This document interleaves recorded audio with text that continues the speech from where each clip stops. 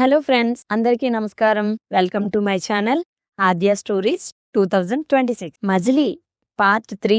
జాను రామ్ల పెళ్లికి అంతా సిద్ధమవుతుంది. ఇంటికి వచ్చే చుట్టాలతో బంధువులతో ఇల్లంతా కోలాహలంగా హడావిడిగా ఉంటుంది. 2 ఇళ్ల ముందు తాటాకు పందిళ్లు వేస్తారు. ఎటు చూసినా పచ్చదనంతో మెరిసిపోతూ ఉంది. జాను రామ్ ఇప్పటి వరకు మాట్లాడుకున్నదే లేదు. జాను కొలీగ్స్ని రవిగారు స్కూల్కి వెళ్ళి పిలుస్తారు. తన స్నేహితురాళ్ళని కూడా పిలవమని చెప్తే వద్దని సున్నితంగా చెప్పేస్తుంది జాను. రామ్ ఊరిలో ఉన్న తన ఫ్రెండ్స్ని మాత్రమే పిలుస్తాడు. బెంగుళూరు వెళ్ళాక అక్కడ ఫ్రెండ్స్కి పార్టీ ఇస్తానని, ఇప్పుడు వాళ్ళు రాలేరని చెప్పేస్తాడు. ఊరిలో ఉన్న రామ్ ఫ్రెండ్స్ పెళ్లికి వస్తారు. వాళ్ళందరూ పార్టీ అడిగితే మనీ ఇచ్చి వాళ్ళనే సెలబ్రేట్ చేసుకోమని, తను బిజీగా ఉన్నానని చెప్తాడు. దాంతో వాళ్ళందరూ పార్టీ చేసుకుని ఫుల్గా ఎంజాయ్ చేస్తారు. వాళ్ళలో రాహుల్ అనే ఒకడు, రేయ్ మన రామ్గాడు అందం ఆస్తి పేరు కలిసి వస్తుందని ఆ జాను లాంటి వ్యభిచారంలో దొరికి స్టేషన్కి వెళ్ళిన పిల్లని చేసుకుంటున్నాడురా అంటాడు. ఇంకొక ఫ్రెండ్, రే అలా అనకురా, జాను ఏ తప్పు చేయలేదని తెలిసిందిగా, అయినా సొంత మరదలు రాతను, ఆ మాత్రం నమ్మకం ఉండదా వాడికి తన మీద? నువ్విలా మాట్లాడడం రామ్ వింటే నిన్ను ఉతికి ఆరేస్తాడు, జాగ్రత్త. ఇంకెప్పుడు జాను గురించి ఇలా మాట్లాడకు. తనని మనం చిన్నప్పటి నుండి చూస్తున్నాంగా. ఎప్పుడైనా ఎవరితోనైనా తప్పుగా ఒక్క మాటైనా మాట్లాడిందా? ఎవరివైపు కన్నెత్తి కూడా చూడదు కదా. ఇంకోసారి ఇలా మాట్లాడితే మాత్రం బాగుండదు అంటాడు. మిగిలిన వాళ్ళు కూడా అదే అంటారు. వాడు ఇంకేం మాట్లాడకుండా సైలెంట్ అయిపోతాడు. వాళ్ళలో ఒకడు ఇదంతా వీడియో తీసి రామ్కి పంపిస్తాడు. ఆ వీడియో చూసిన రామ్ కోపంతో తన చేతి పిడికిలి బిగుసుకుంటుంది. కాని పెళ్లి తర్వాత వాళ్ళ సంగతి చూద్దామని ఊరుకుంటాడు. ఇంటి ముందు మండపం ఏర్పాటు చేసి అందంగా డెకరేట్ చేస్తారు పెళ్లి పందిరిని. జానుకి గ్రీన్ కలర్తో రెడ్ కలర్ బార్డర్ ఉన్న పట్టుచీర కడతారు. రామ్ క్రీమ్ కలర్ షేర్వాని వేసుకుంటాడు.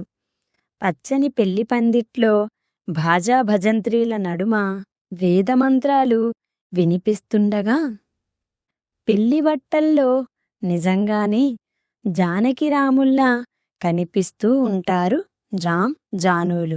పెళ్లితంతు కార్యక్రమాలు ఒక్కొక్కటిగా మొదలవుతాయి. జానుని రామ్ని ముత్తైదువులందరూ తీసుకొని వచ్చి మండపం మీద కూర్చోబెడతారు. మొదటిగా గౌరీ పూజ, కన్యాదానం అయిన తరువాత జీలకర్ర బెల్లం పెట్టుకుంటారు. అప్పటి వరకు ఒకరి ముఖం ఒకరు చూసుకోని జానకిరామ్లు తలమీద ఇరువురు ఒకరికొకరు జీలకర్ర బెల్లం పెట్టుకొని ఒకరి కళ్ళలోకి ఒకరు చూసుకోండి అని పంతులుగారు చెప్పిన మాటకి ఇరువురు ఒకరినొకరు చూసుకుంటారు. ఒకరి కళ్ళలో ఒకరికి ఏదో అంతుచిక్కని భావం కనిపిస్తూ ఉంటుంది. తరువాత వేదమంత్రాల సాక్షిగా జాను మెడలో తాళి కట్టి జానుని తనదాన్నిగా మార్చుకుంటాడు రామ్. తర్వాత తలంబ్రాలు, మెట్టెలు తొడగడం, అరుంధతి దర్శనం, ఇలా అన్ని కార్యక్రమాలు జరుగుతాయి. ఇంటికి తీసుకుని వెళ్ళి జాను రామ్లతో గృహప్రవేశం చేయిస్తారు పెద్దవాళ్ళు. తరువాత దీపం పెట్టమని జానుని దేవుడి గదికి తీసుకుని వెళ్తారు. దేవుడికి దీపం పెట్టి కళ్ళు మూసుకుంటుంది జానకి. ఆ రోజంతా కూడా జాను, రామ్ ఇద్దరూ మాట్లాడుకోరు. జాను ఏదో ఆలోచిస్తూ ముభావంగా ఉంటుంది. రామ్ ఆమె వైపు చూసి ఆమె ఏమీ మాట్లాడకపోవడంతో అతను కూడా మౌనంగా తన గదిలోకి వెళ్ళిపోతాడు. ఆ రోజంతా జాను సునందగారు, రేవతిగారు వాళ్ళందరితో కలిసి ఉంటుంది. జాను వాళ్ళ ఇంట్లోనే మొదటి రాత్రి కార్యం ఏర్పాట్లు చేస్తారు. రామ్కి పంచ, షర్ట్ ఇచ్చి స్నానం చేసి రెడీ అవ్వమని చెప్పి వెళ్ళిపోతారు సునందగారు. రేవతిగారు జానకిని తెలుపు రంగుకి ఎరుపు రంగు అంచుతో ఉన్న చీర కట్టి మెడలో సింపుల్గా ఉన్న జ్యువెలరీ వేసి రెడీ చేస్తారు. అప్పటికి కూడా జాను ఏమీ మాట్లాడకుండా అలాగే ముభావంగా ఉంటుంది. నువ్వు ఇప్పటి వరకు ఎలా ఉన్నా ఇప్పటి నుంచి రామ్కి నచ్చేటట్టు ఉండాలి అని చెప్తారు రేవతిగారు. ఇప్పుడు ఈ పెళ్లి ముహూర్తాలు పెట్టుకున్న తరువాత కూడా మీరిద్దరూ ఒకరితో ఒకరు మాట్లాడుకోలేదు.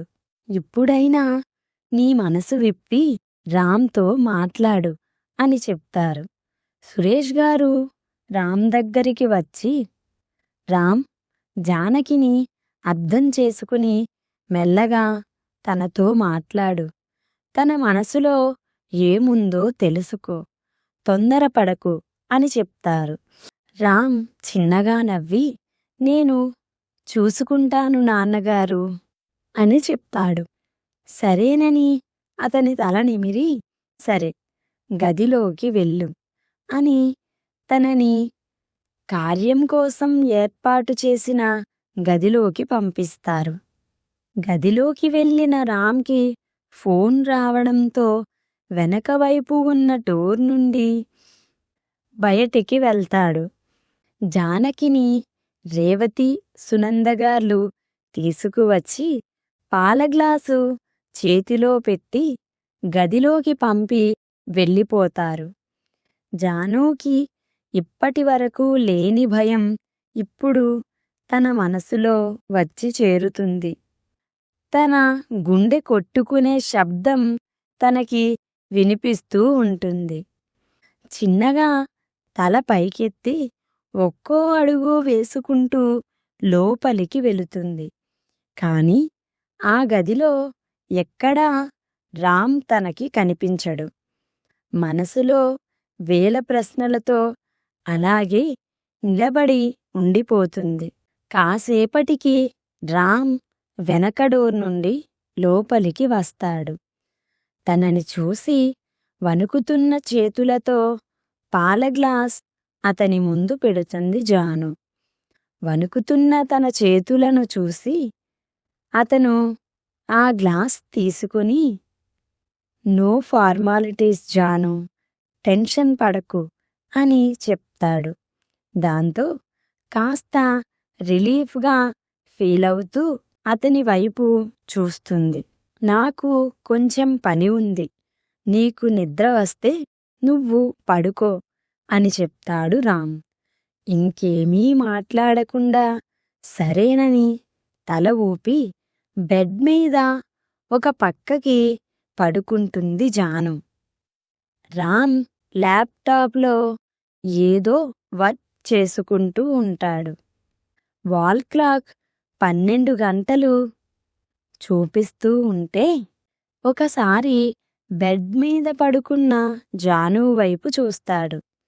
ఆమె ప్రశాంతంగా పడుకుని కనిపిస్తుంది. రామ్ చిన్నగా నవ్వుతూ జాను దగ్గరికి వచ్చి తన తలని నిమురుతూ, ఎన్నో ఏళ్లుగా నీకోసం ఎదురుచూస్తున్నా జాను. నా మనసులో నీపై ప్రేమ ఇప్పటిది కాదు. ఎప్పటినుండో నీకు నా మనసులో మాట చెప్పాలని అనుకున్నాను. కానీ ఇప్పటికి కూడా ఆ మాట నీకు చెప్పడం కుదరడం లేదు. నిన్ను బాధ పెట్టాలని చూసిన వాళ్ళని ఎలాగైనా కనుక్కుంటాను. ఆ తరువాత నా మనసులో మాట నీకు చెప్తాను అని మనసులో అనుకుంటూ జాను పక్కనే పడుకుని మెల్లగా తన నుదిటిపై ముద్దు పెట్టుకుంటాడు. నీ మంచి మనసుకి అంతా మంచే జరుగుతుంది. నాన్నగారు వచ్చి నీకు నాకు పెళ్ళి అని చెప్పగానే నా ఆనందం అంతా ఇంతా కాదు. నేను అడగకుండానే నాకు దేవుడు వరమిచ్చినట్లుగా అనిపించింది. కానీ నీ మనసు పడే వేదనని నేను చూడలేకపోతున్నాను. తొందరలోనే నిన్ను బాధించాలనుకున్న వాళ్ళ వివరాలు కనుక్కుని నీ ముందు నిలబెడతాను అని మనసులో అనుకుని పడుకుంటాడు. ఇంతలో తన ఫోన్ మళ్ళీ మోగుతుంటే చూసి మళ్ళీ వెనక డోర్ నుండి బయటకి వెళ్తాడు. అక్కడ తన ఫ్రెండ్స్ కనిపిస్తే వాళ్ళ దగ్గరికి వెళ్తాడు. రాహుల్ అనేవాడు జాను గురించి చెడ్డగా మాట్లాడినవాడు. వాడి కాలర్ పట్టుకుని ఏమన్నావురా? ఆస్తి అందం ఉందని నేను జానుని పెళ్లి చేసుకుంటున్నా అని అన్నావు కదా. నిజంగానే చాలా అందమైనది. కానీ బాహ్యంగా మాత్రమే కాదు, అంతరంగికంగా కూడా తను చాలా అందమైనది. తను చాలా సున్నితమైన మనసు కలిగిన అమ్మాయి. ఎవరో కావాలని ఆమెను టార్గెట్ చేసి నిందించాలని చూస్తే నువ్వు కూడా అదే పట్టుకొని తన గుణాన్ని నిందించడం సంస్కారం కాదు. ఊరిలో అందరికీ జాను గురించి తెలుసు. అలాంటిది తను అలాంటి పని చేసిందంటే ఎలా నమ్ముతారనుకున్నావు అంటూ తన 2 చెంపలు వాయిస్తాడు. ఇంకొకసారి నువ్వు నా కంటికి కనిపించకు అని చెప్పి కోపంగా అక్కడి నుండి మళ్ళీ గదిలోకి వచ్చేస్తాడు రామ్. వెళ్ళిపోతున్న రామ్ వైపు చూస్తూ సారీరా అని మనసులో అనుకుంటాడు రాహుల్. రూంలోకి వచ్చిన రామ్ బెడ్ మీద నిద్రపోతున్న జానుని చూసి సోఫాలో పడుకుని తనని చూస్తూ ఎప్పటికో నిద్రపోతాడు. పొద్దున నిద్రలేచిన జాను సోఫాలో కంజెస్టెడ్గా పడుకున్న రామ్ని చూసి ముందు బాధపడినా తనని ఇబ్బంది పెట్టనందుకు హ్యాపీగా ఫీల్ అవుతూ రామ్ మీద సాఫ్ట్ కార్నర్ ఏర్పరుచుకుంటుంది మనసులో. రేవతి గారు వచ్చి తలుపు తట్టి జాను లేచావా అని పిలుస్తారు.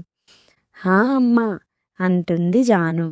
స్నానం చేసి రా అమ్మా, పూజ చేయాలి అంటారు. జాను స్నానం చేసి కిందకి వస్తే పాయసం చేసి దేవుడి దగ్గర పెట్టి దీపం పెట్టరా అని చెప్తారు.